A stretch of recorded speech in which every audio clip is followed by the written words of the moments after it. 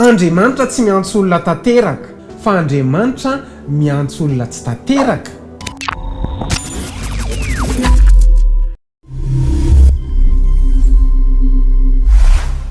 Mamy Noa nandainga Abraham, Jakoba nanambaka, Mosesy tsy nankatoa, Davida namonin'olona, Petera nandahan Jesosy, Paul nanenjika kristianina.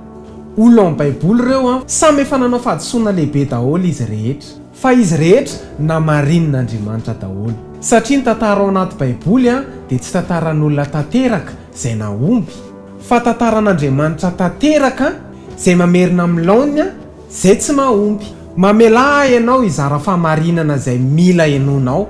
Andriamanitra tsy miantso olona tanteraka fa Andriamanitra miantso olona tsy tanteraka mba hibebaka sy hiova. Raha mifidy olona lavorary sy tonga lafatra Andriamanitra dia tsy hahita an'izany satria tsy misy an'izany eto ambonin'ny tany.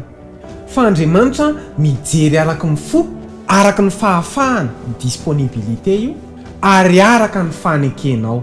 Jereo anie nataon'Andriamanitra lay mpandainga lasa rainy finoana, lay mpanambaka lasa Israely, lay mpamon'olona lasa mpanoratra salamo sy mpanasitrana taranaka, lay mpanda lasa mitondra ny feo amin'ny Pentecoste, lay mpanenjika lasa apôstôly ny firenena rehetra.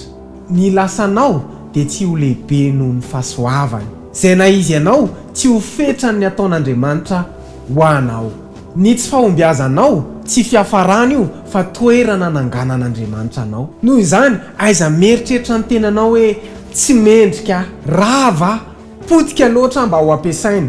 Tadio fa Andriamanitra dia nanangana zavatra goavana tamin'ny olona tsy nafen'ny fepetra. Alohan'ny asany amin'ny alalanao dia maniry Andriamanitra hiasa ao anatinao aloha. Tadio fa Andriamanitra tsy manangana zavatra amina avinavina, ao amin'ny fotorotoro sy vonina.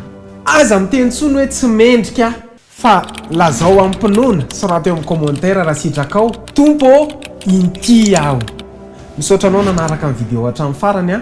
Abonneo amin'ny page-tsika, zarao amin'ny namanao satria maro ny olona mila fampaherezana. Tahina mihoatra tompoko.